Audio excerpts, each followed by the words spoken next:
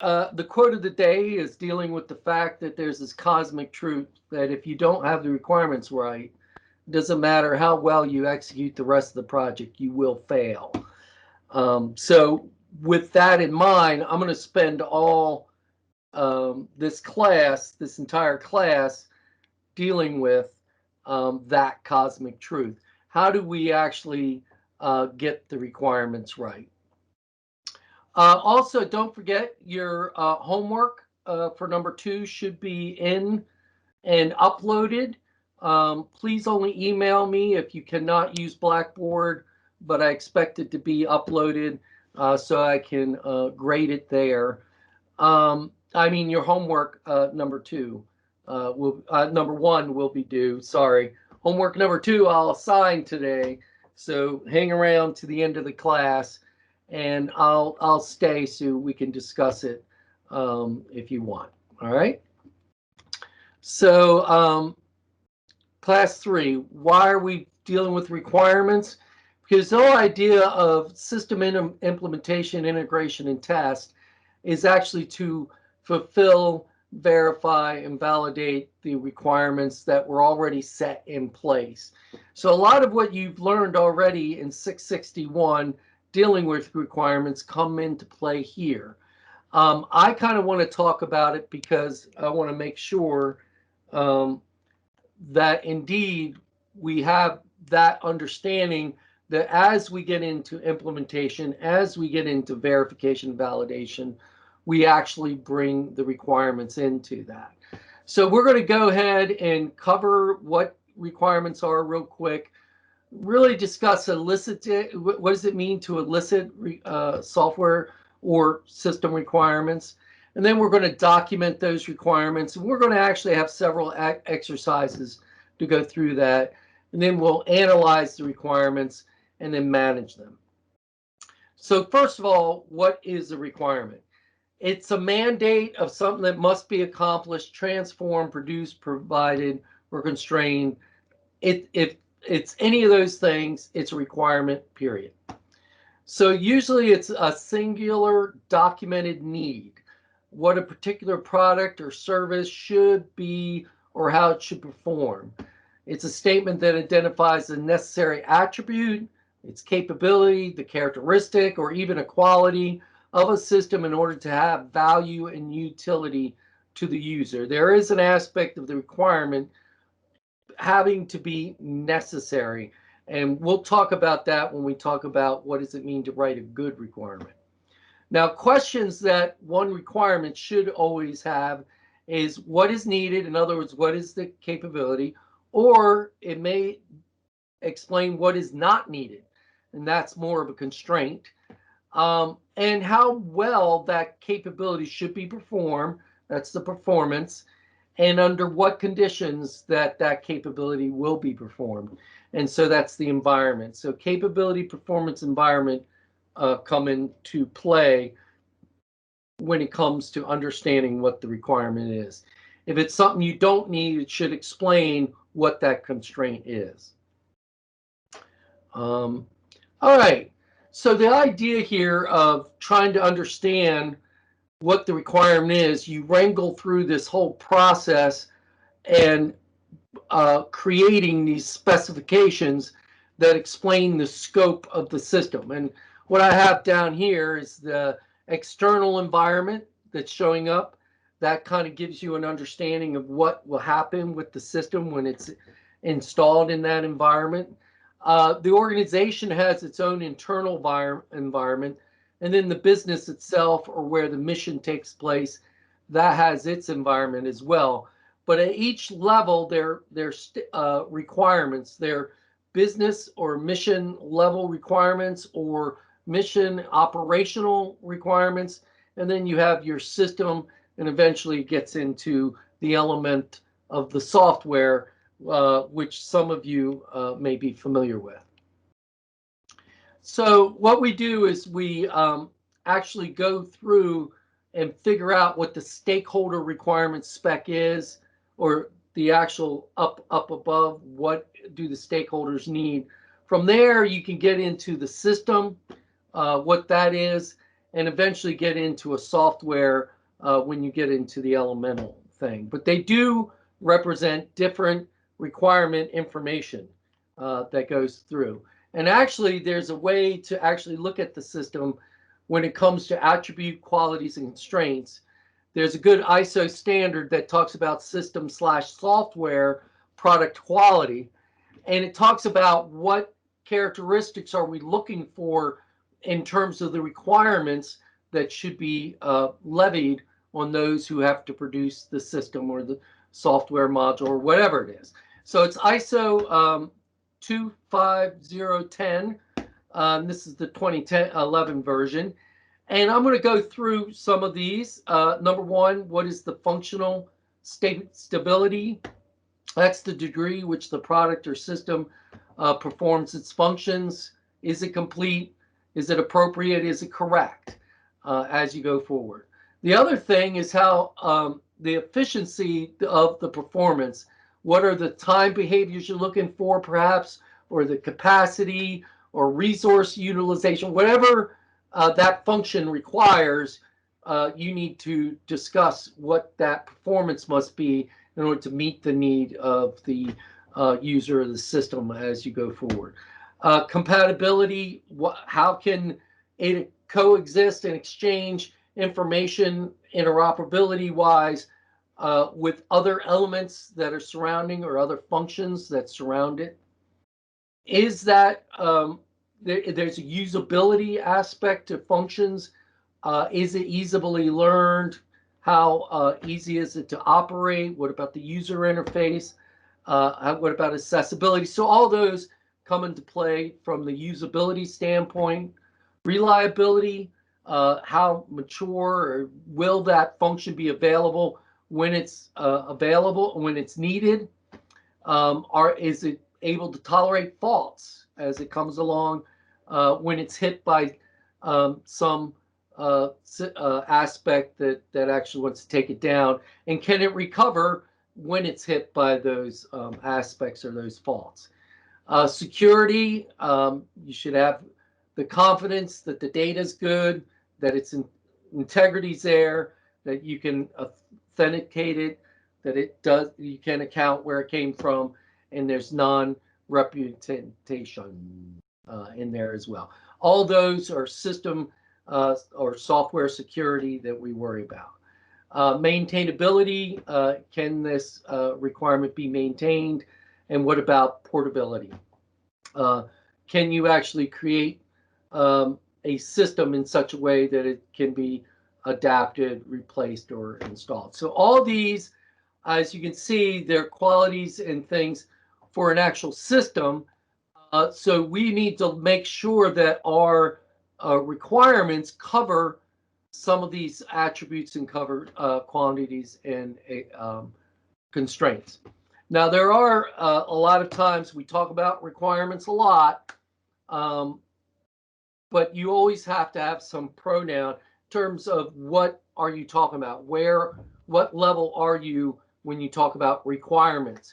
Usually there's user requirements. They have an expectation from a mission standpoint. How should the system react?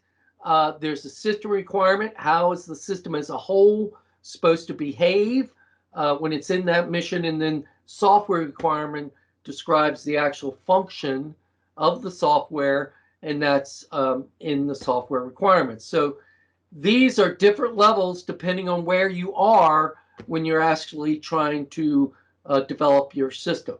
So basically, you come up with this broadly covered idea of what your problem is and what your solution space is. So that's the beginning of your high level requirements.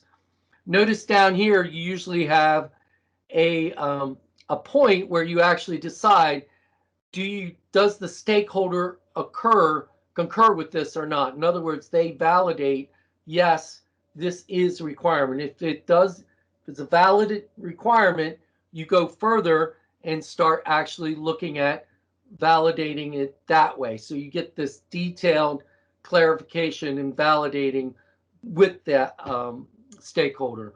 Once you do that, you can work with the stakeholder to prioritize what's the most important. A lot of times you find the requirements all cost something, and you need to prioritize what is the most important, what adds the most value. Because you may get to the point where you have to cut off the requirements and those don't get implemented, but you have a high value system that you're trying to build. Then you document those requirements. Do they agree with requirements? Yes or no? And you baseline them. Once they're baselined, you can actually start going down the path of actually developing and designing your system. But there are aspects of it you may have to change it. So there are scope changes you may have to look at. You review those changes and you can incorporate them into the main document as you move along. Okay? So this broadly shows you what happens to requirements as it goes through its whole life cycle, as it goes through. So basically what I want to talk to you about is eliciting requirements. That's you actually figure out what the stakeholders' needs are. Then you document those requirements, analyze them, and eventually you manage them. So let's do the first one, which is eliciting, drawing out those stakeholder needs and using a variety of methods and techniques.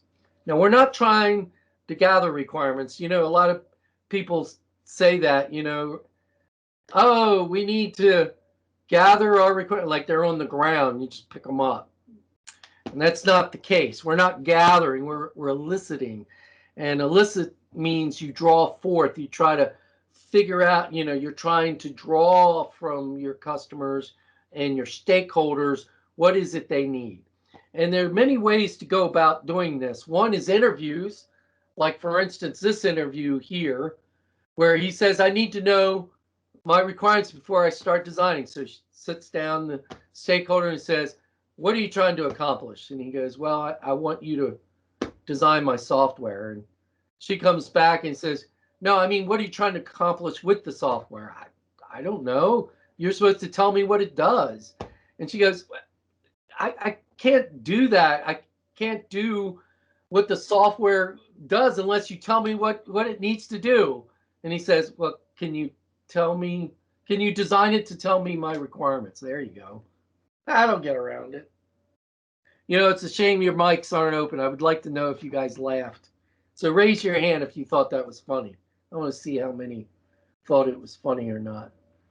Oh man, nobody thought it was funny. Okay, one, only one. Oh well. Two, three. Okay, you guys are listening. Well, I'm sorry to bore the rest of you. Always like a good Dilbert now and then. All right.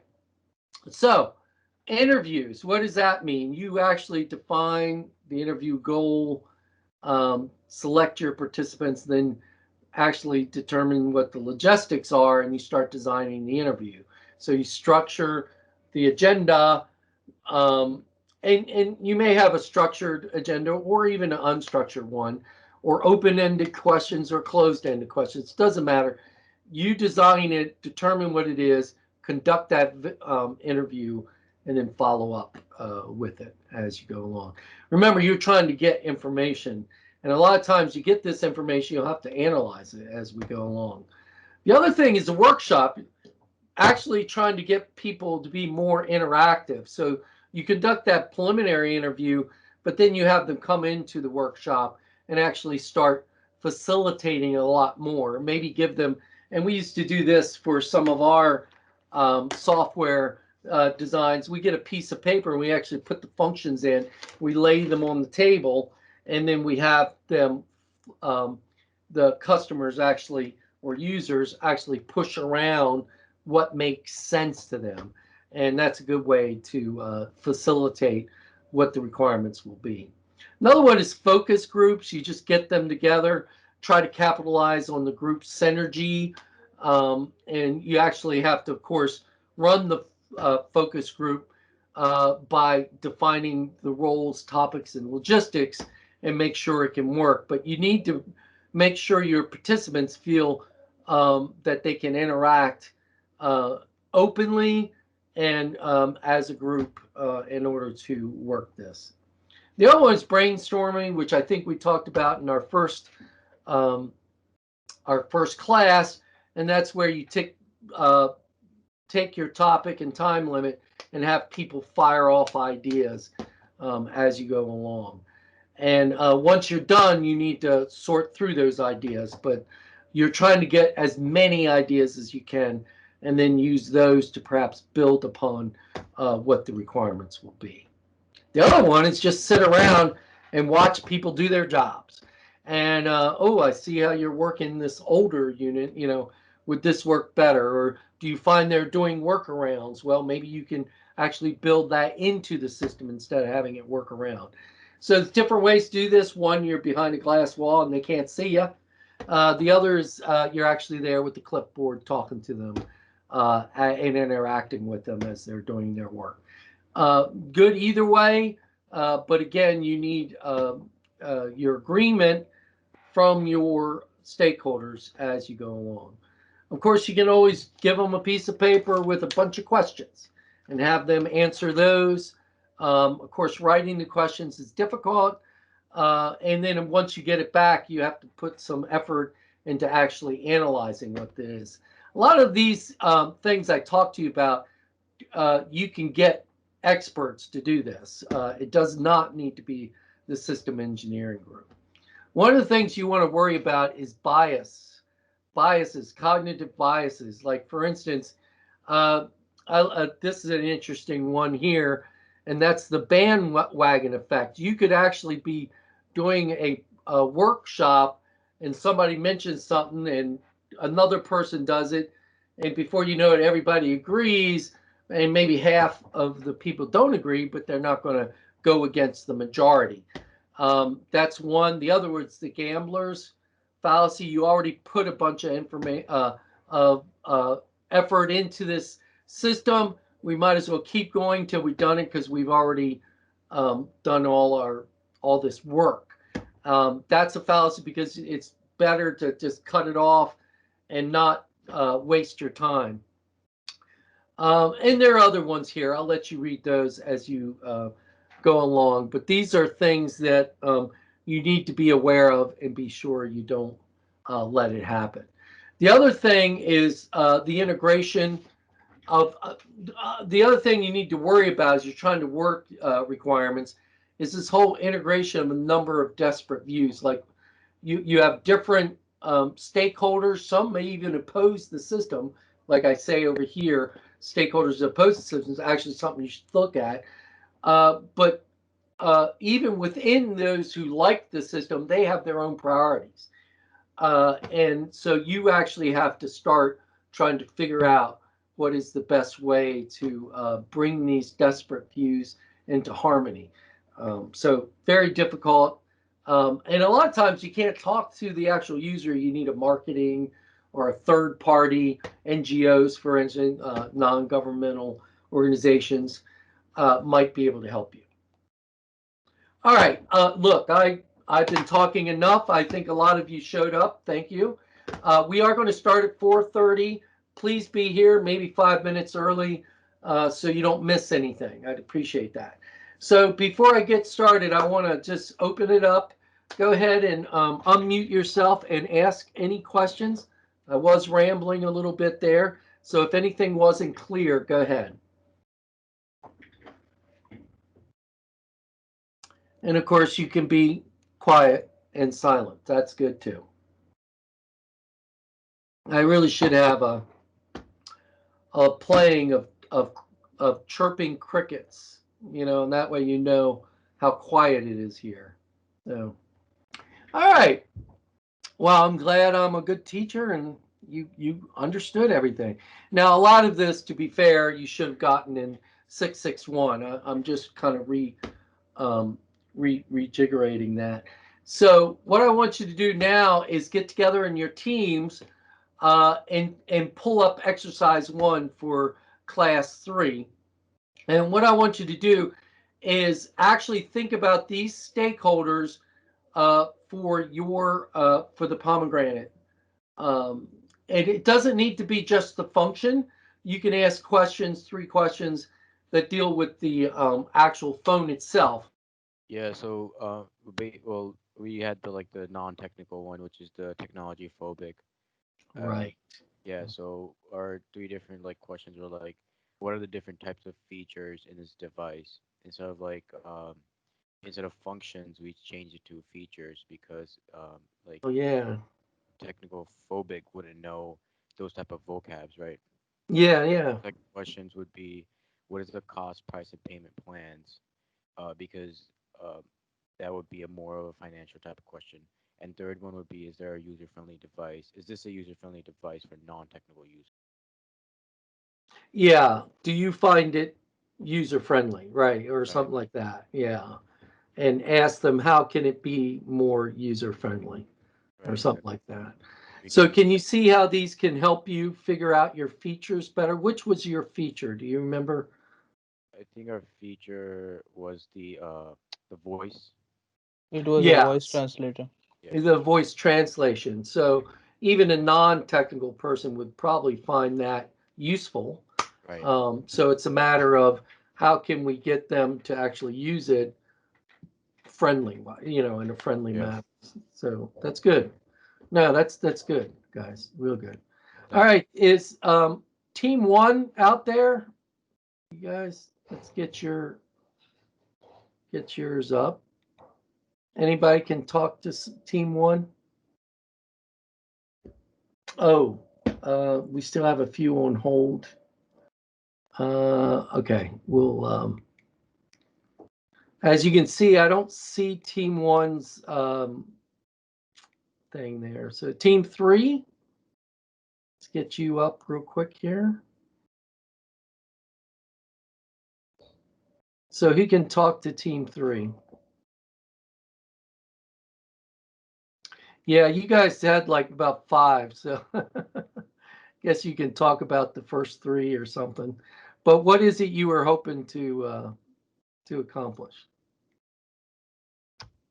Come on, guys, let's not drag this out. Team three, anybody? Guys, you really should talk among yourselves and unmute if you think you're talking. All right, guys, I really can't have you drag this. Sorry, my mic wasn't working for a second. Okay, all right, good. Let's get back into the team here. All right, so let's. I know this can be frustrating at times. Team three, right? Yeah, scene three. Let's bring you back up. All right.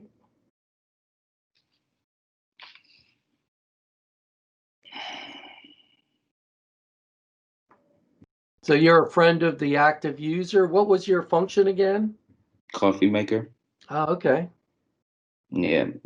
So the first question was, is there a difference in quality between your traditional coffee and pomegranate coffee? So you could do that in a workshop, right? You brew them some coffee and see if they can tell the difference. That's a Hmm. good idea. All right. Yeah. Second was, would you rather make coffee from a phone with your friends or go to a coffee shop with your friends? Oh, that's good. Okay. And the third one was, do you agree with the capacity of pomegranate coffee maker? Or would you prefer that it makes more coffee in one step? Huh. Oh, in other words, I don't think we can make it do more than one step, but you're kind of leading the question there. What are you trying to understand? Is I a guess, do they agree with the fact that it only makes 1 cup per uh, uh, use? well, maybe you might want to gear it more to is 1 cup sufficient? Yeah, I guess that's Yeah. So yeah, and I guess because it's a friend of an active user, you would kind of wonder, um, is the making the coffee distracting to, talking to your friend or something like that. But you did good. Yeah, I see what you're doing. Even though they're not making the coffee, their friend would be making the coffee, right? yeah. Or would they borrow their friend's phone to make a cup of coffee, right? Oh yeah, that's a good one too. Yeah, yeah, that would be good. All right, team four, let's get you in here. Who's going to talk for Team 4? If you could unmute and say hi. It's not practice. Wow, you guys really overdid it here, but that's good. Well, that's fine. I'll just choose 3. Yeah, just do 3. That'll be good. Why are you attacking our system? What malware yeah. are you using? Yeah. And then what tools are you using, I guess. Either one. Yeah, no, I like that one. Like, if you could find out what they're using to attack it, you might be able to actually go in there and figure out ways to try to stop them and stuff like that. Now, what was your question here about man hours? Was there something about you were trying to figure out? How many man hours are you contributing to hacking? Oh, okay. So you want to know what their resources are? Yes, I want to know everything about them. Okay. And now, are you thinking that just in terms of your system? Can it be attacked readily if it's less man hours? Yes. If I can deduce how many man hours you're contributing, as well as how many individuals. Therefore, I can more easily combat it. If they have a 24/7 production of, say, depends on how many ever nanoseconds you're, throwing attacks out. Are they automated? Are they manual attacks? Blah, blah, blah. Yeah. I would try to deduce all that in order to effectively combat whatever they're doing. That's good. That's good. Yeah, that's you probably work within this realm. That's why you have so many questions, right? Yes, sir. Yeah. So that's good. Team 1, are you back? If you could unmute and tell me who's going to talk to it. Yep, we're back. All right, good. I'll For talk. some reason, when I was in your thing, I didn't see this little icon. See the little icon where it says team? So I can't go in and tell you, hey, guys, come back. So I don't know how you met, but just let me know how you're doing that so I can come in. I keep forgetting to tell you guys 5 minutes, 10 minutes, I'll do that for the next few. We've got a lot of them coming up here, so we'll do that. Okay, so you have 3 here, and what yours is the video player, correct? Yes, so our stakeholder type was active early adopters, people that are really excited to use it and familiar with probably the older versions. Oh, yeah, right. Yeah. So the questions we had was, what features of the video projector are you most excited about? I like that. Yeah. Another question we had, how long do you expect the device to last? Oh, nice. Yeah. And then third was, how much storage would you probably need for? Yeah, that's a good point. Yeah, because they may be it if they're gamers, that's taking a lot, so they may not have room for a lot of videos. But then if they stream, they may not have to worry about it. But you're right. No, that's good. Good questions, guys. Good questions. Now, what I'm going to do is guys, with these questions, I'm going to actually have you eventually write a requirement for that. But first, before we do that, let's get back into, can you guys see my slides here? Are you guys good with the slides? I don't know why. All right. I want to talk about what it is. Now, are there any questions at all in terms of what you guys were trying to do? Kind of the questions that lead to elicitation. Eventually, you're going to have to document these things, right? So whatever the requirements are going to be, you'll document them. So we're going to now do this whole translation of stakeholder reviews to this top level system description. And part of that is understanding how to write good, valid requirements. In other words, requirements that actually meet certain criteria that tell you that this is a good requirement. And there's also a way for you to look at a requirement and go, well, that's too vague, or it can be misinterpreted. So that's an invalid requirement. It's not a good requirement. So there's aspects of a good requirement and a bad requirement, especially using these type words that are like, let's make it user friendly. Well, that's too open-ended. It's got to be much more specific. Even something as innocuous as lightweight. Well, I want to make sure I can lift it, right? Well, lightweight can mean many things in different circumstances, so you need to be much more specific. So those are the type of things that we don't want to use words that are vague and undefinable versus doing something that's very valid. So I'm going to go through these 9 things. One, it should be necessary. It should be a requirement that's absolutely required for your system to work within the environment that it's supposed to. Number 2, you need to have the requirements such that you're not telling the designer how to implement it. Like you can't say, oh, I have a voice system, I need a database. You know, there may be different ways to go about that. They may have to access something online or the cloud, you know, so don't put an implementation in as you're doing this. The other one is make sure that it's clear and concise. In other words, that it's unambiguous. Remember, your whole idea of your requirement is to communicate what your system should be doing to the designer so that they can design it correctly. You should have your requirements should be free of conflicts with other requirements. It should be complete.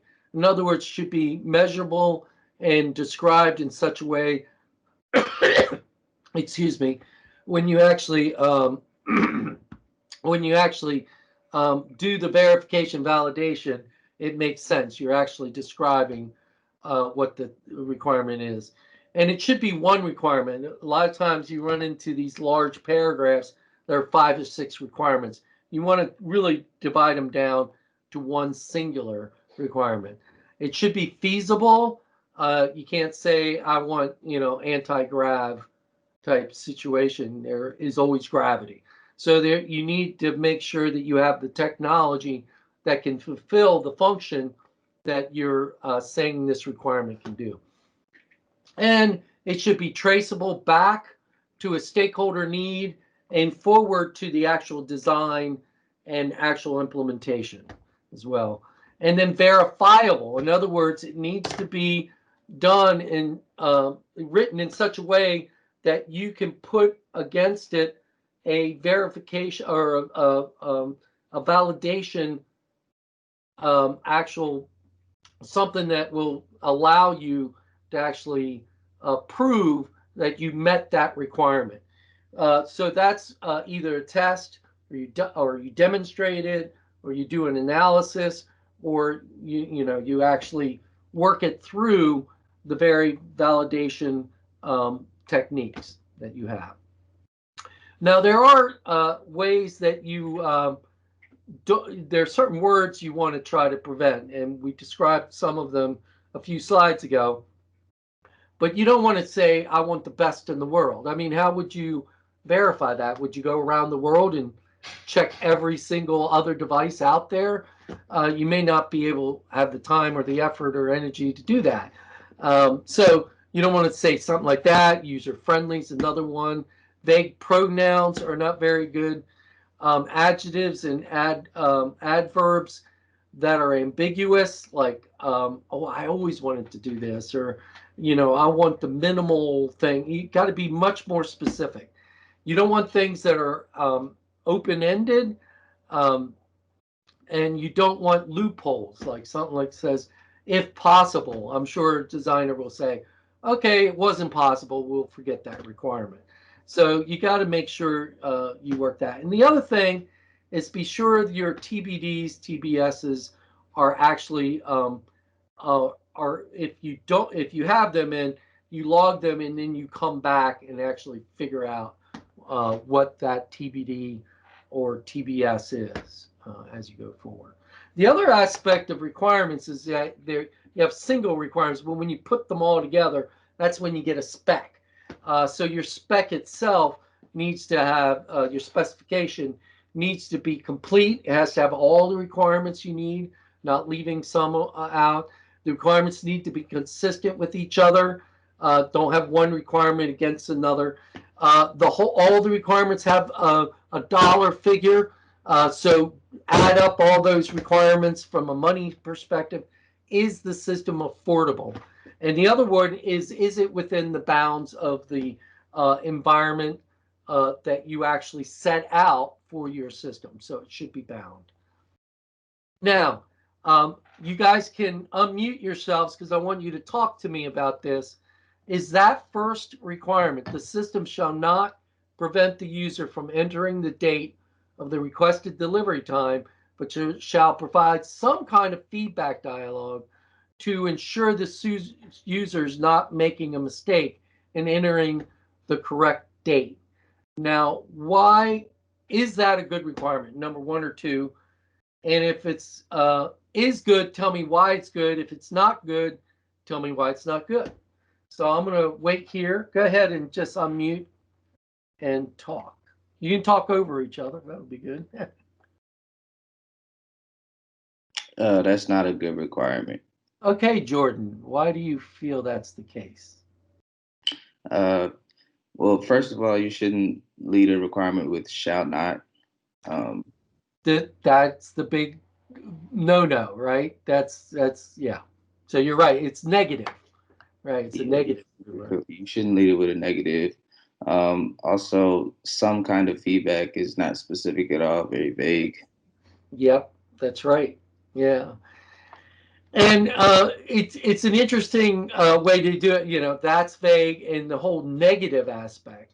So how would you rewrite it? You probably would say something like this: system shall allow the user to put the preferred date in, but it'll check, do a checkpoint to ensure that the delivery date's within the range of dates that's there. So it's a lot more clear in terms of what you're trying to accomplish, right? As we're doing this. Okay, hopefully, Jordan, you weren't the only one who's going to talk. Somebody else might. System data that is sensitive shall have controls for access. These access controls shall be consistent with the data being protected in the computer system hosting the information. So is that a good requirement? Yes or no? And if not, what are some of the issues with it?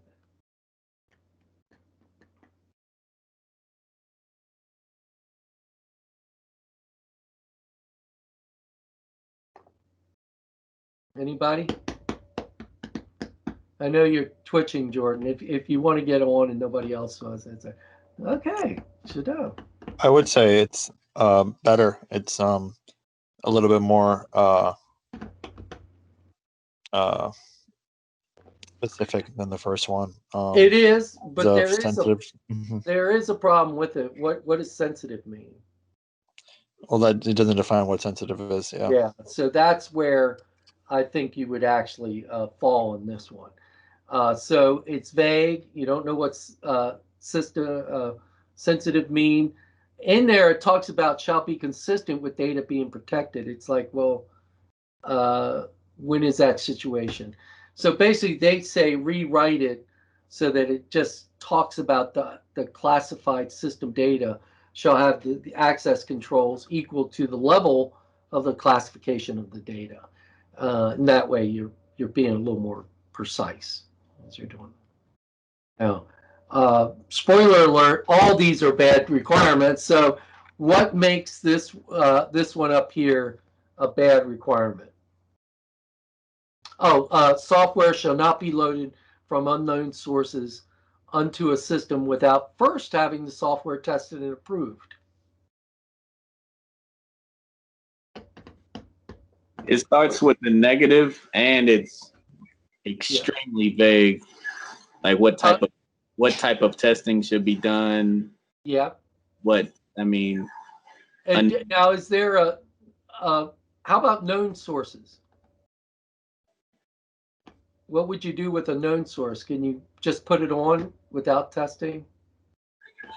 Yeah, right. And I think you have to explicitly list what unknown sources are versus known sources, right. Like some type of whitelist or something. or forget about it. No, just anything that comes in should be tested and approved. Probably. Yeah. That's kind of what it says here, the rewrite, and actually everything you said. The source being known. Does that mean it needs to be tested, or the negative aspect? And by the way, where's the word shall? That's missing. So they suggest you rewrite it where you just say software would be loaded onto the operational system only after it's been tested and approved. Now, you are right. We probably need to expand on that, tested and approved. What's that mean? Okay, what about the other one? This last one, the user interactions shall be stored in a relational database.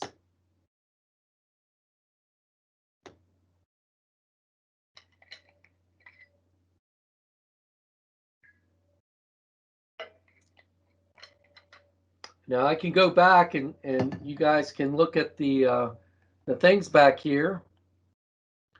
What were some of the, remember this one, number 2? So you guys look at that. Now somebody talk to me.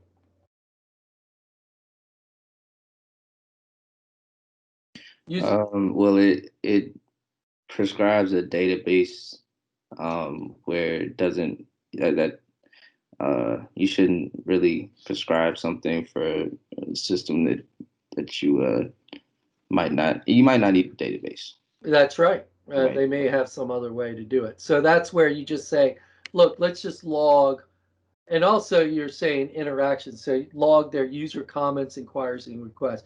You're trying to be more precise what the interactions mean, which ones, and also don't put the implementation in there.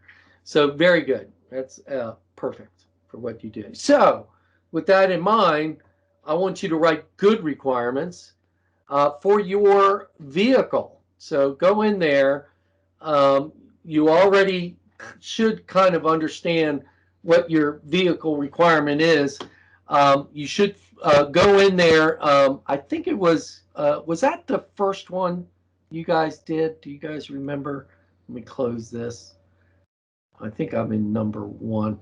Wasn't it exercise 1, I believe? Yeah, exercise 1. Here's kind of your mission statement. How would you turn that into a good requirement where you're looking at the various things? I don't want to give you guys too much time on this. A lot of it's already done for you. So just I want to give you like 5, let's say 10 minutes. So at 5:50, come on back to the main class and we'll go through them real quick. But I am going to have you jump right into another exercise. But do come back and let's talk about what you have here, okay? So we'll see you in a little while. Oh, wait a minute. We'll see you in a little while, in about 10 minutes. And we'll talk then, okay? So we'll see you guys then.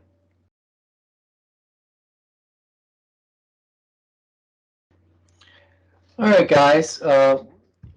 Welcome back. I know that was probably not enough time. Some of you may have struggled with that. Let's just go through a few real quick. I actually have another exercise for you to actually go and do more requirements, but this one dealing with the pomegranate, not your car. Basically, what I wanted to do with your car is just take your mission statement and translate it into the actual requirement type language. So let's go. What would be a good, sorry about this. I'm trying to, there we go. Let's go to team. What team would like to be first? I'll wait for you. There's We one. can go first. Team 2. Okay, Shiva, which team are you? 2. 2. Okay, let's do you. And were you able to pull it up? Exercise 3. Yeah, we were able to pull it up. Yeah. Okay. Good. Oh, okay. Now you're the Remind me what car you are, by the way. The middle life crisis. Oh, the midlife crisis. Yeah, midlife man crisis. Yeah. Yep. Okay, so I don't think you're sharing the screen. oh, am I not sharing the screen? Okay, thank you for reminding me. I thought I was. Oh, right. When I get out, I have to get back in. Right. Good point. All right. Sorry about that. Uh, okay. So can you see that? Yeah, we can see. Okay. Thanks. Yeah, so we basically had like we switched it into three different parts. So the car shall have two seats with wide legroom space. The car shall have 19 safety stars as well as 20 miles per gallon fuel consumption. Those are all highly uh, rated. And the reliability for the car shall be 90 at the cost, and the cost will be approximately 50,000. So what's the problem with each of your requirements? You actually have a problem with each one. Can anybody speak up and tell me what they see? Wide leg. You didn't really define what wide legroom space is. That is true, but there's one that's actually more blatant for all of them. What was one of the key criteria of right here? What's this one here? Number 6. Singular. Singular, right? In other words, the car shall have 2 seats, Right. right? Yes. The seats shall have. Right. You Exactly. really need to describe what that is. Wide space of, to be determined inches, right? Yep. I think you already know what that is if you look at your thing. I think you had some leg room that you wanted to do.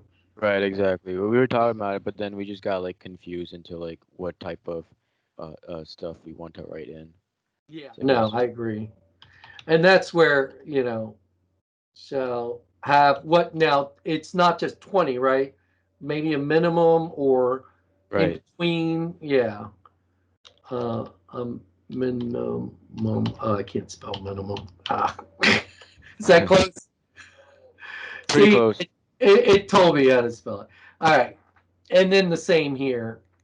It's Okay. interesting. Why did you go with the cost? That's an interesting requirement, but you want it to be expensive, right? Oh That no, we actually wanted to be a cost efficient car, just like ah how the Teslas are right now. So that's why I just created a minimum of $50,000. now would this be a good way of putting it, or how would you guys put it? If I put no more, that's not good, right? No, because we would definitely want like someone who would be getting to pay more for the car So to the have cost like shall be. more Well, you features. said approximately. I don't know if is that too vague. So Or this we is can what. put up a range, I can Yeah, say. that's what I would do. Shall be of a range between, and Right. that might work. So, all right, I'll let you guys work on that. Okay, let's try to get another team up, and then I'm going to try to get team 3. Are you guys there? Yeah, we're here. Yeah. How'd you guys do? I don't think we got to transfer everything over. We had the family car. Oh So yeah, and I'm glad what you did was you pulled over your mission statement. I like that. yeah, so No, you did perfect right here. Yeah. You're doing exactly what I asked you to do. You pretty much are taking each of these and making them singular environments. I mean, requirements, right? So yeah. I think you're going exactly the way you're supposed to go. So good job. Good job. All right. Sorry, didn't mean to rush you. You're going to have more time to talk about requirements soon. How about team 4? Did you guys do good? Any of you? Yeah, we're fine.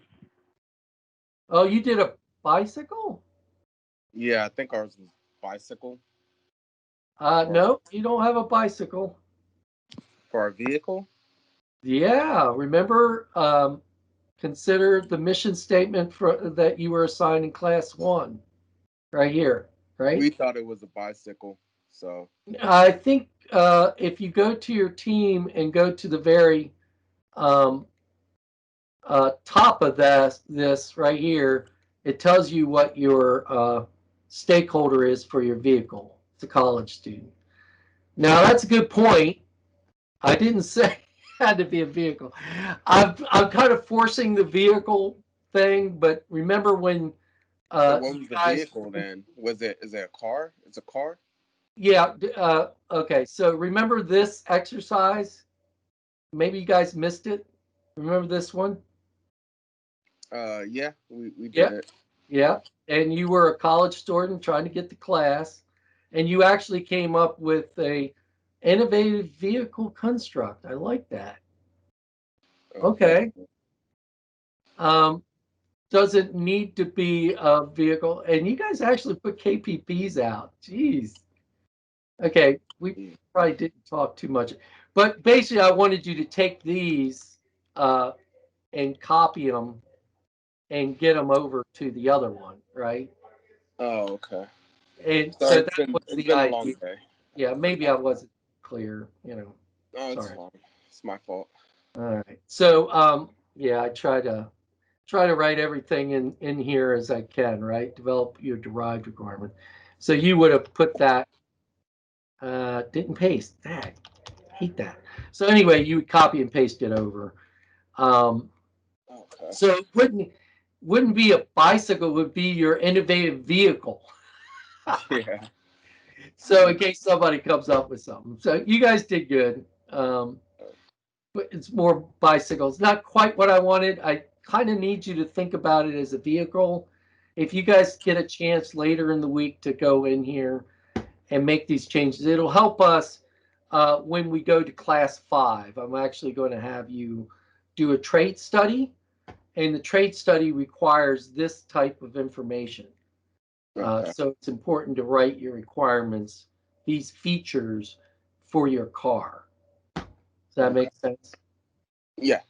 All right. All right. Let's get team 1. Are you guys still there? Yes, we're here. All right. So what did you come up with? So anything nice? So we said the vehicle shall go up to 70 miles per gallon on highway and 45 miles per gallon in city. Oh, And a second requirement, um, the vehicle shall have up to like 4 feet of adjustable legroom space. oh, nice. Okay. Good. Bluetooth will connect to the device within 10 feet of car. The vehicle shall warm drinks to 90-degree Fahrenheit. Oh, you're gonna have a drink warmer.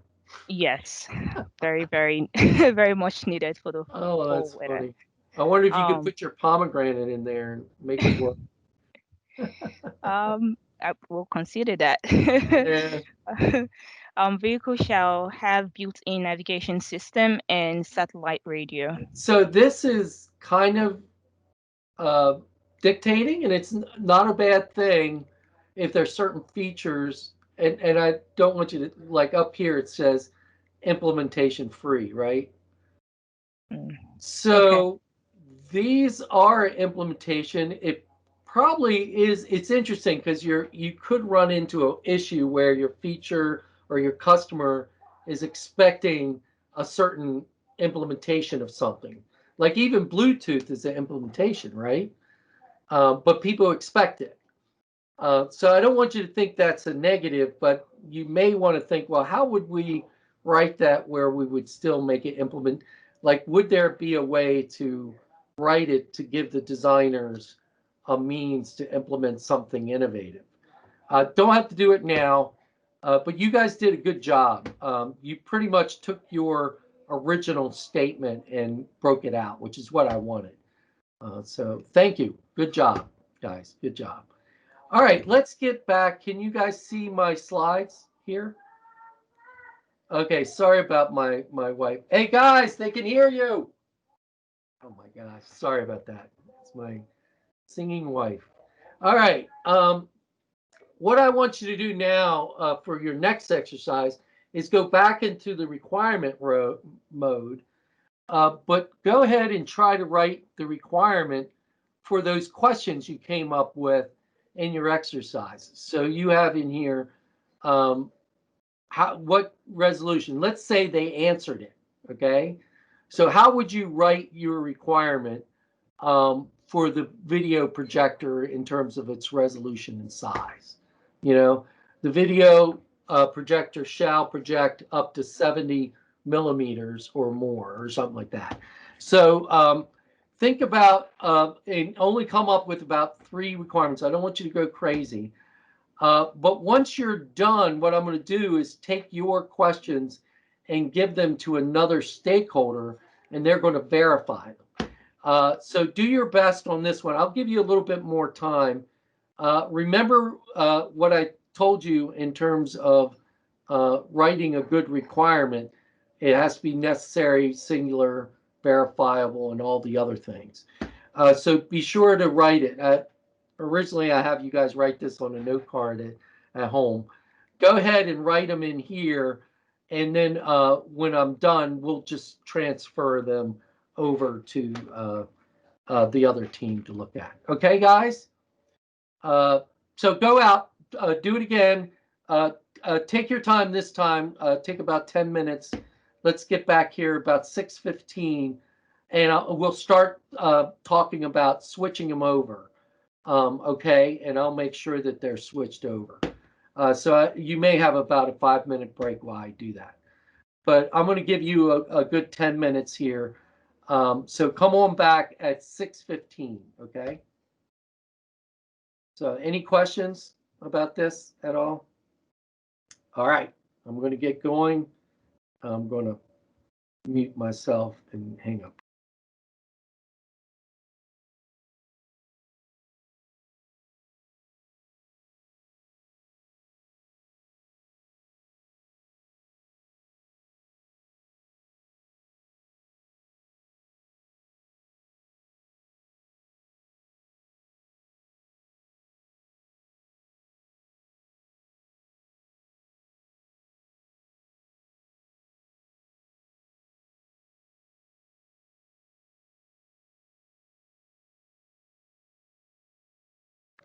I'm here.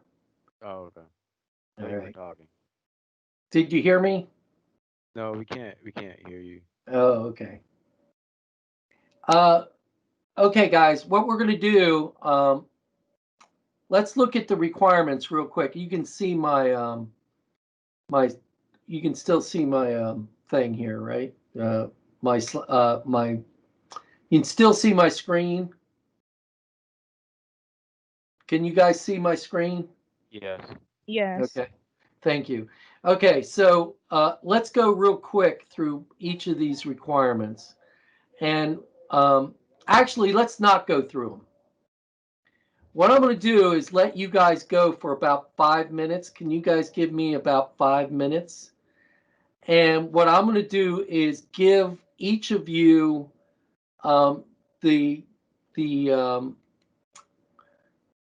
the actual requirements that was done by the other team.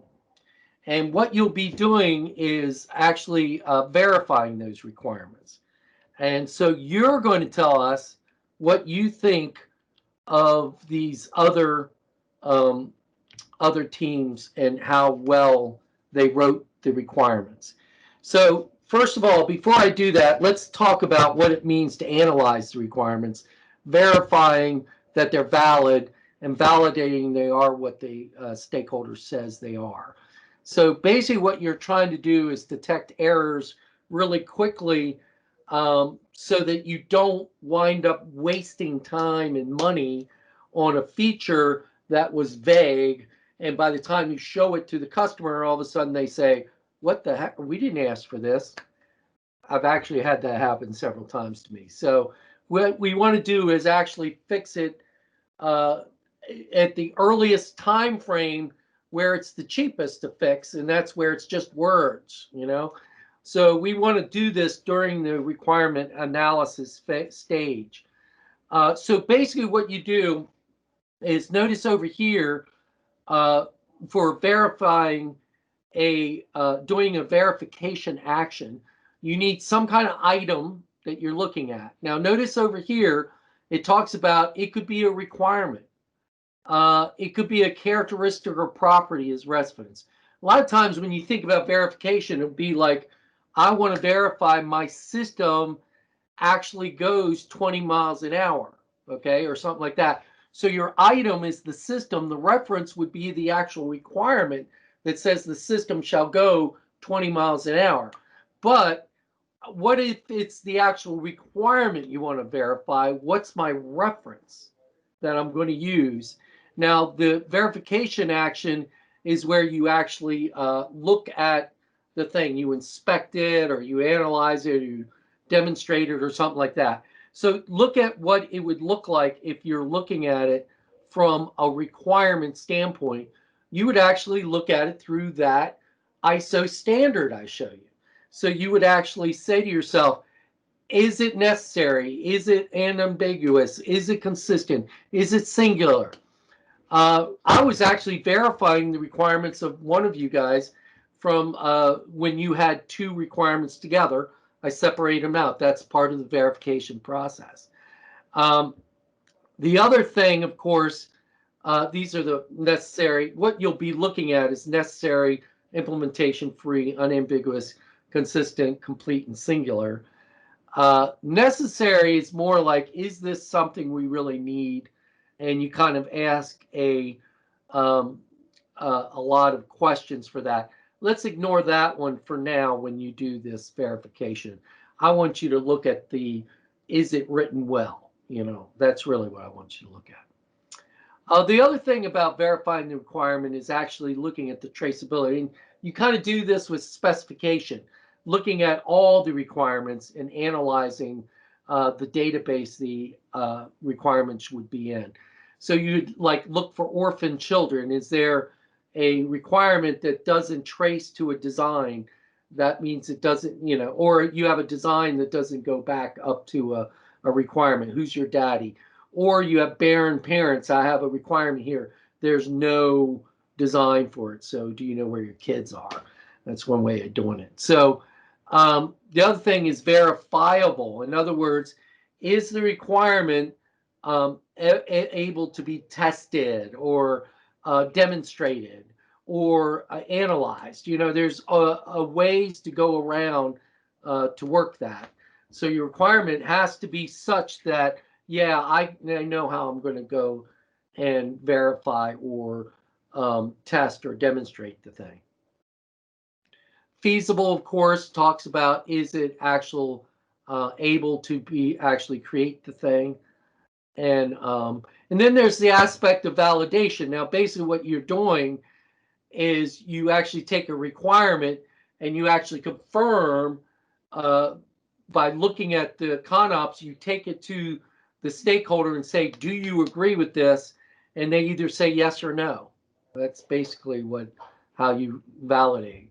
So a requirement kind of comes in, you make sure it meets the writing guidelines. Your design is to the design guidelines.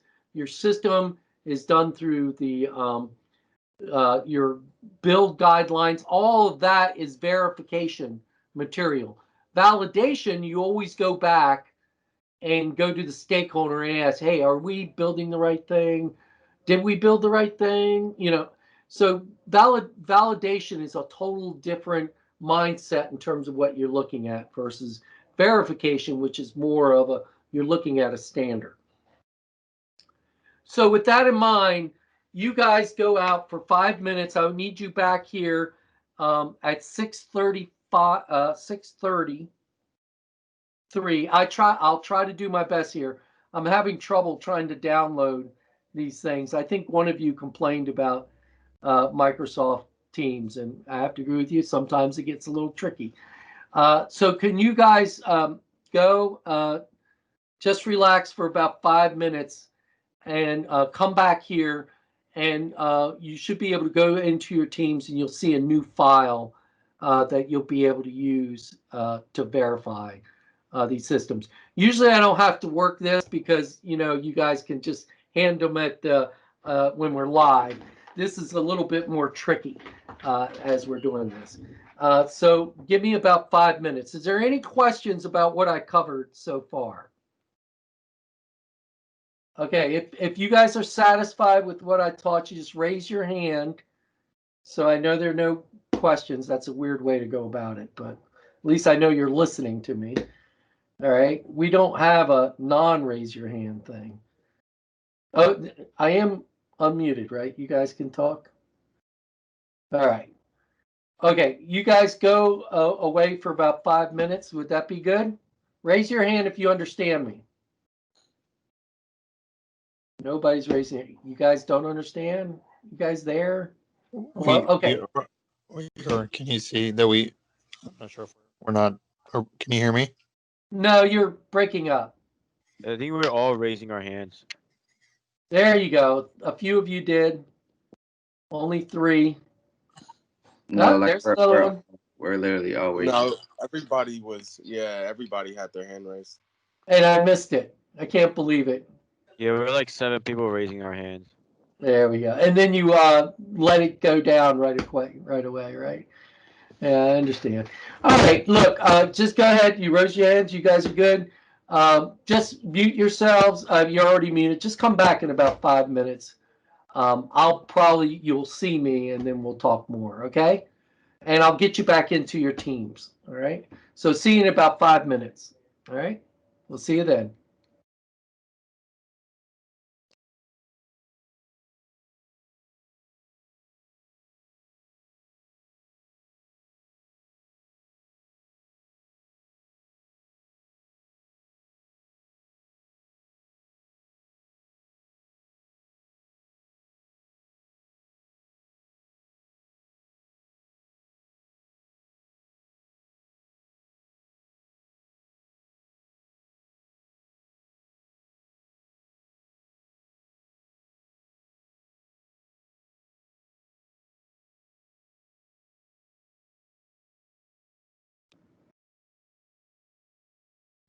All right, I'm back. Are you back?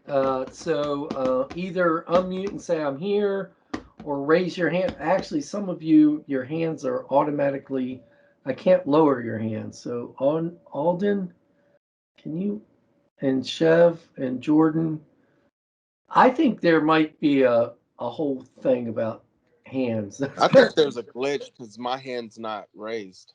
Oh my God. And I can't lower it. Okay. Is that Alden or Jordan? Yeah, that was Auden. I think my hand is. Oh, it's down now. Oh, yeah. Okay. That's weird. And how about you, Jordan? Can you hit there you go. You're off. Not raised. Yeah, it's out. It's off now for some reason. I think you have to unmute. How about you, Chev? Yours is on for some reason. Just so you'll know I'm not pretending, right? See right there. It shows it's raised. Anyway, can you guys see that? All your names. All right. So what we're going to do with you guys being back is I'm going to have you guys get back together in your teams. And I actually copied and pasted the requirements from the other teams in there. And I want you to look at them and actually write the areas where you feel the requirement is deficient. Now, it may be a good requirement. I've had several teams do this and they go, well, they're great requirements. What can we say? And I'm like, didn't quite go the way I wanted it. But, you know, some of them you might have some questions on. What'll be good is having you guys go back and forth. Like, what did they mean by certain requirements? Remember, this is all about communication.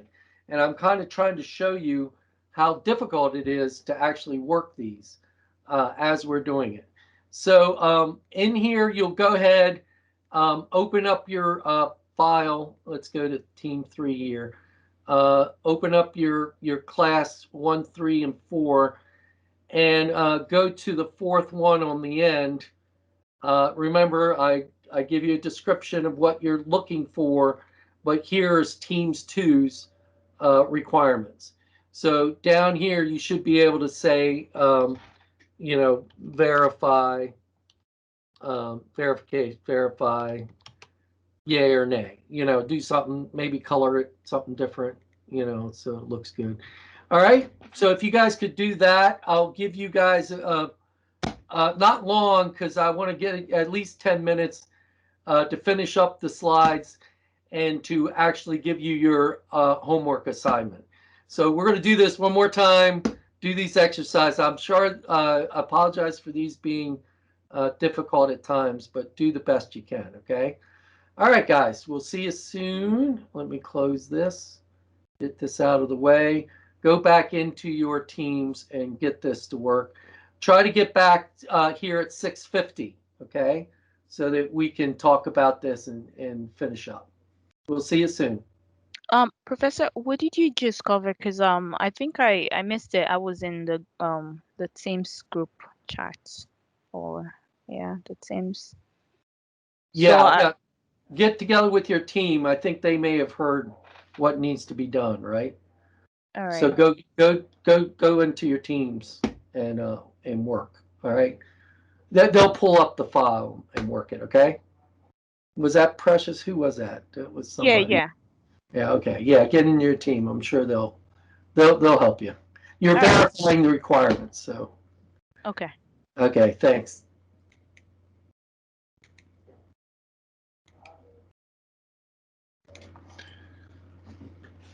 All right, guys. Looks like most of you are back. I think only Precious isn't back yet, but she should be back soon. All right, you guys. Here. Oh, good. There you are.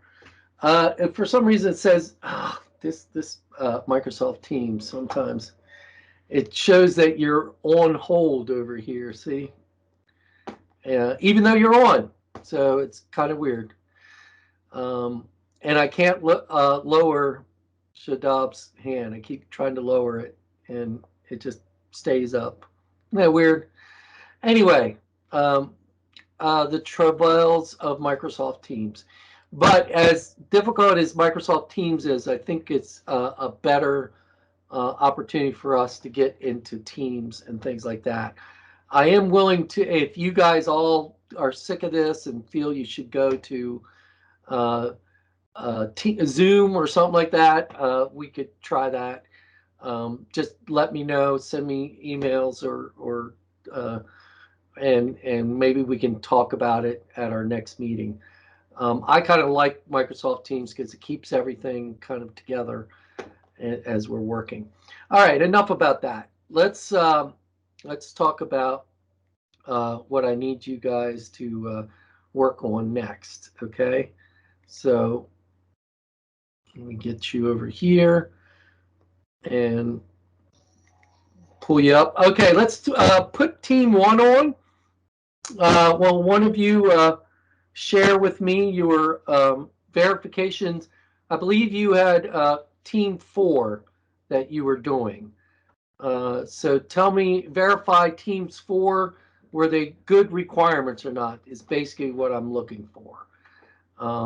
So tell me what you found with the system shall execute checks every 10 nanoseconds.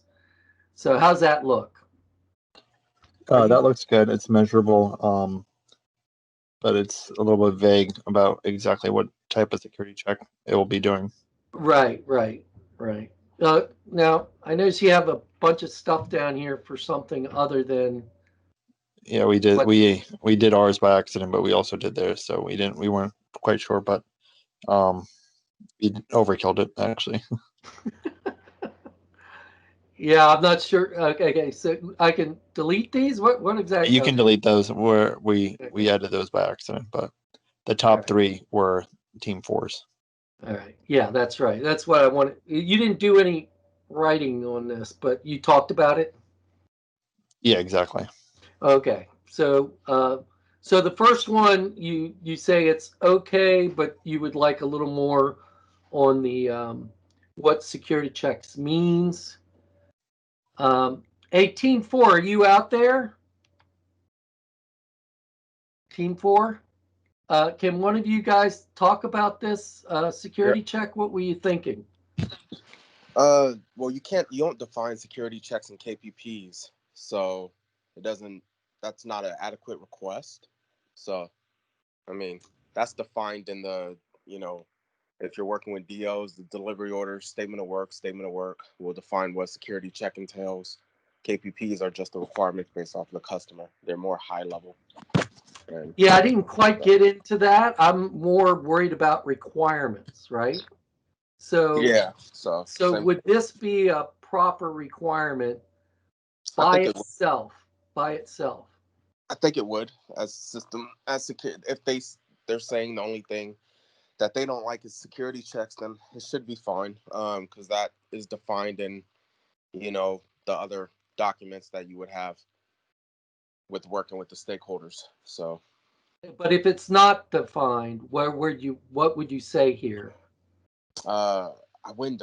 In requirements, I wouldn't define it in requirements. That's just, I've never run into a contract where you define it in. No, I understand. And you may have weird, and I understand there's contractual things, statement of works and stuff like that. Yeah. I just want you to think about, if I'm trying to communicate to a designer, a stakeholder requirement in one statement, what would I be missing here, right? Basically just define what security checks are. So right. Yeah. So, and maybe explain a little bit more in terms of what they is. It's fine with the way it is if you have other documents, that's fine. But again, this is verification. So let's go back to Team 1 again. What did you guys think about security report every hour? Same thing. It was measurable, but what kind of information would they be looking at the report? Like, is it backdoor vulnerabilities? Is it, what type of vulnerabilities are they exactly looking for? Is it just a whole list of everything? Yeah. And it might be very long, but then everything else, I think the last one was pretty good. The 99.5 reliability rate. Rate of what? Rate, I was imagining uptime. Really? I mean, okay. I could even, if we're doing it upon defining, particulars, then you could even go a step further and say, what is considered reliability? Is it up, like he said, is it uptime? Is it, correct, right? Does it have to be up? Does it have to be, it could be up, but it could be not working, And that's what actually is throwing me off, this phrase, reliability rate. So all that reliability does have its definition that you can use. But yeah, well, that's good. All right, guys. This is kind of the way I want you guys to think about these as you're kind of coming up with requirements. It's important when you look at, I've already given you requirements for your teams, but you may have some derived requirements that you have to work. And I want to make sure you work those derived requirements correctly. Okay, Team 2, I believe you had Team 1 you were looking at. Let's see how well they did. Can the spokesman for Team 2 come on board? Yeah. I believe it's at the end here. Yeah. So for us, I mean, all of the requirements were perfect, but since you said that we might have to like find something wrong, so we basically just went out to set up to. Oh, I see. Right. Yeah. So that's like a prediction. That's what we thought. So maybe just have just 2 as in be precise. Yeah, no, I know what you mean, because up to, it's like, well, I did it up to 10 feet. Right. And it could be larger, right? Right, so exactly. Or more, maybe 2, or yeah, okay, I see where you're going. That's good. Oh, you like this one here? Yeah. Right. Yeah. Because it was now, the only thing that's missing is the verification part. This can be verified, is what you're saying. So it is. Yeah, no, it'll work. I see what you're. Yeah. And the last one was have up to. So we basically just, instead of up to just have to be more precise within the internal storage. Oh, get rid of up.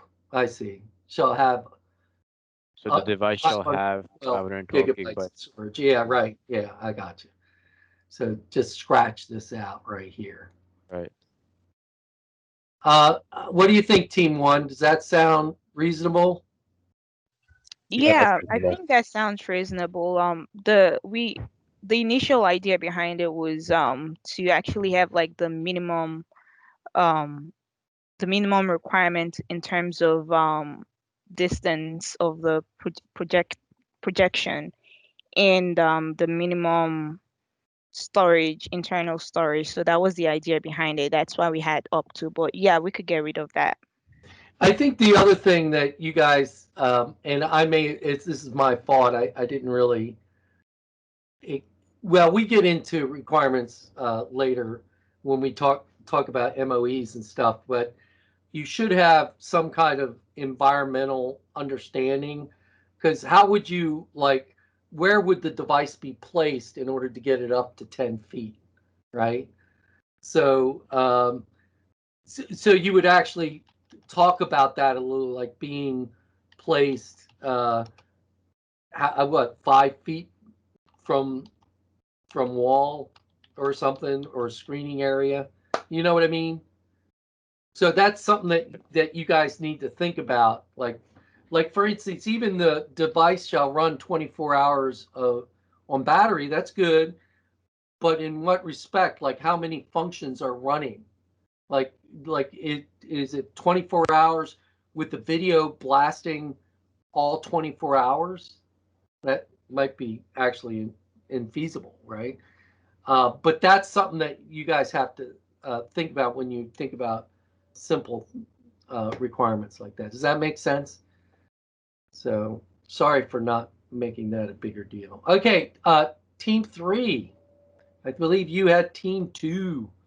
So how team 2 do? I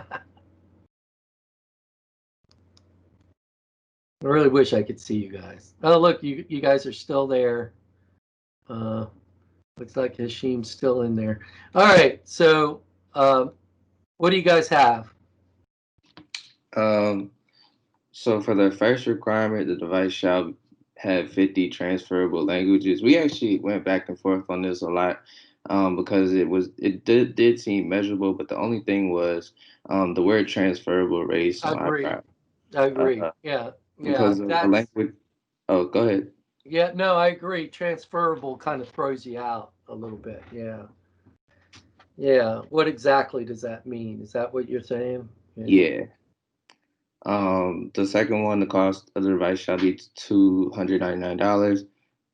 We felt that this kind of gives an unreasonable constraint on the developers or producers or whatever. If anything, you could give a range so that they can meet somewhere in the middle, if not at the ends.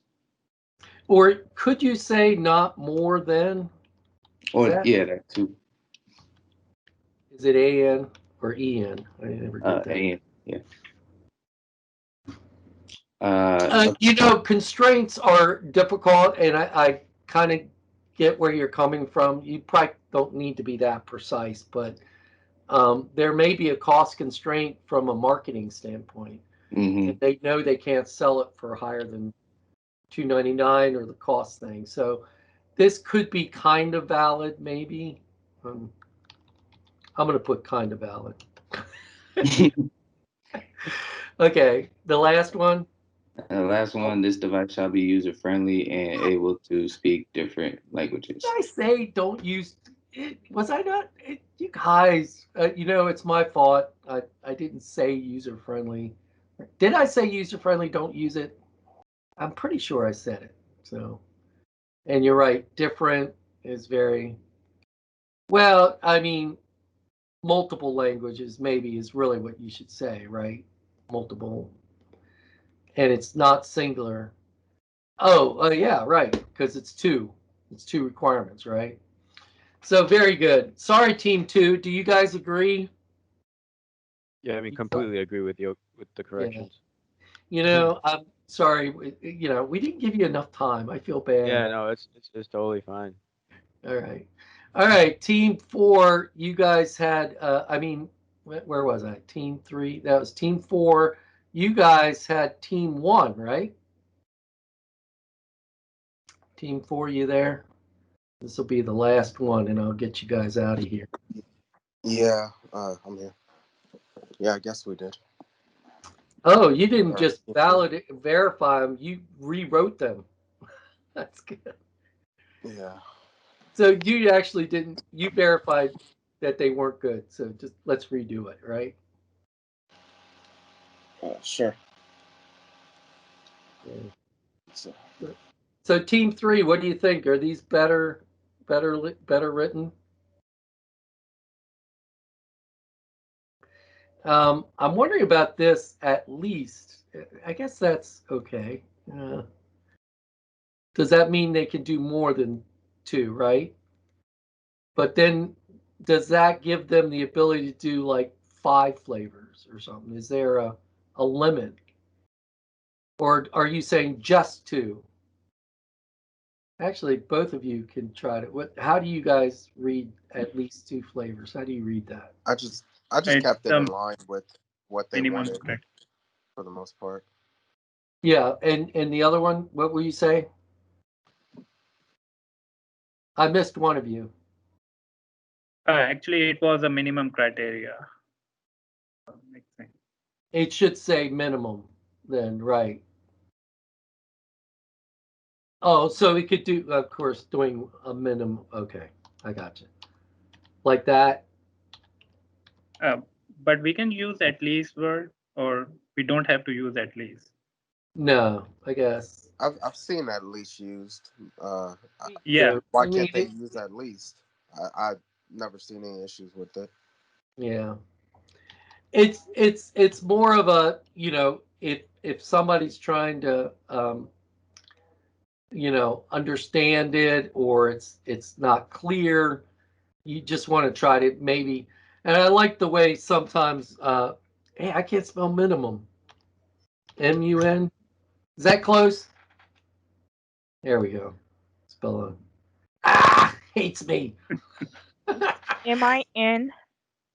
And there's an N in there. I knew that. All right. I'm a good boy. There we go. All right. Blend a minimum of 2 flavors of coffee in a single brew. All right. Yeah, okay. That might work. Does that sound a little clearer? Maybe? I don't know. Yeah, But you're right. At least can work. It all depends. A lot of this has to be in context as you try to work other ones. All right. Let's. Any questions out of that? You guys kind of got a sense of that. Basically, what I'm trying to get you to do is get a better feel what it means to actually analyze your requirements and figure out, is this something that we can take further on? One of the reasons we have to do that is we're going to get into implementation, integration, verification, and validation, right? So your requirements follow that whole thread. And so you'll be managing the requirements as you're doing that. And so it's important for you to look at how you can change the requirements so that, as you're tracing them, they can be improved as you're doing that. As a matter of fact, change always happens. You have your original requirements. By the time you put your new ones and your changed ones and your deleted ones, it's a completely different set of requirements. But you need to have some kind of way to actually document what those changes are. So with that in mind, how do you actually work that? And that's where you actually work into this whole aspect of your configuration control. So controlling that change is one of the main things you want to do. Now, to do that, you have to first have your baseline set, and that would be your initial, as I put down over here. You can see here's my original request. Well, that would be my initial baseline. As time goes on, you may be baselining in the middle here as you get your design worked out. And then just before you go into implementation, you may have another baseline with different requirements and things like that. So that's kind of what we're working towards as we're trying to get our and manage our requirements. So basically what you do is you have a change control board that will actually look at the change you're trying to make. The whole idea of the control board is you're looking at each change in context of the entire system and the entire specification. Because there may be a change that makes sense, but it may impact other changes, and it'll be too it wouldn't be cost effective to make that change. So what you do is you define what kind of change you want, you submit that request, define whatever options your change. It may actually require you to do a trade study to figure out what that change would mean and how it will affect the designs, or even come up with alternative designs. But eventually your CBB will be the one that will do the final decision and approval. And of course, you want to manage your requirements as you go from the idea all the way into the requirements design and the verification and validation aspects of it. So traceability is really important, especially when you're thinking of context. Why are we even doing this requirement? If you can go back to the source document and see why, it's very helpful. Also, you can audit and do compliance type aspects to your requirements. Make sure everything's covered. Make sure you're not going over and above what they're asking for. That's the thing we usually call gold plating.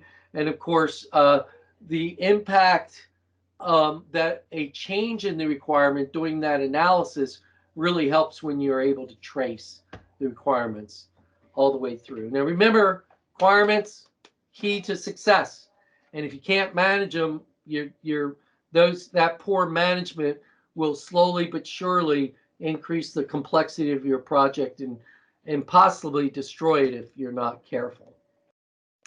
All right. Any questions about requirements? I know I was kind of quick and fancy there. One of the reasons I had you also look at the requirements and try to be better at it and be able to verify, because I want you to do requirements for this AVCS system. And I actually ask you, I give you these scenarios, user activation, audible warning. So you should be able to write a requirement using the word shall and have everything on there in such a way that it makes sense. And then from there, now I'm taking you back to 661, but you should be able to create both a physical and a functional block diagram showing your cruise control, and then actually showing where the requirements would fall within those that block diagram. And then I would like you to actually look at the interface between the elements and look at the various characteristics. We'll probably cover that. We'll cover that next week about the interfaces. But you can start working on the requirements now and getting your block diagram together. Look, I'm not asking for the right answer. I'm asking for you if you understand what a valid requirement is, and do you understand how to allocate it to the various diagrams, either physical or your functional diagrams. So that's basically what I'm looking for. So I don't want you to get hung up on the fact that that doesn't make sense. Blah, blah. Just try to show me that you know how to write a good requirement out of this. So anyway, all that is in the Blackboard. You'll see it there. Remember, next week, I need your plan. 2 of you have already put your plans together. A lot of you went ahead and put them in your files here. I can see it on the on the bottom here. You put it in Microsoft Teams. Also, originally my idea was you would actually put them in your team folder. Oh, I got to log back in. All right. I guess it only lets. There we go. So if you go into your team project, you'll notice that the team groups have group pages, and in your group page, when you go in, you'll actually see a file exchange. That's another place you can use to put things back and forth. If you want to use Microsoft Teams, that's fine, but there is more file exchange you should be doing in terms of like the core database and your diagram and things like that. Now, if you're using Google Docs, that's fine. But whatever you want me to grade, I need to see it. So it should be either in this file exchange, or at least let me know if you are indeed going to use Microsoft Teams to put your file in there. All right, so I believe that's all I have for you. I know I went over. Again, I apologize for the slides not being very easy to work, but I think you guys are getting used to them. Hopefully, the next go around, we won't have as many exercises as we had in this.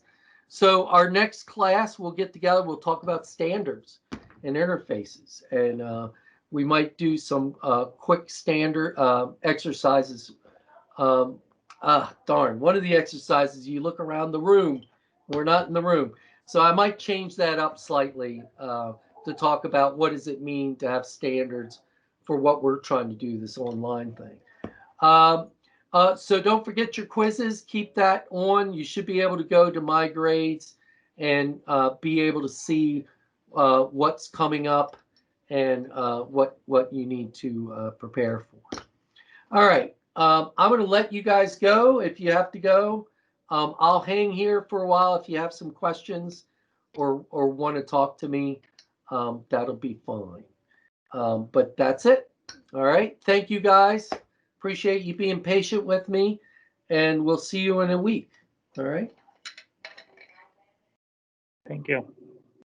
Thank you, Hashim. We'll see you later. Thank you, Professor. We'll see you, Siv.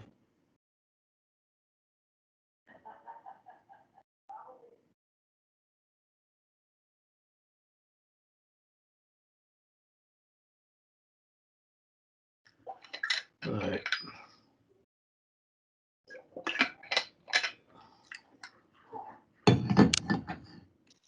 Professor? I'm here.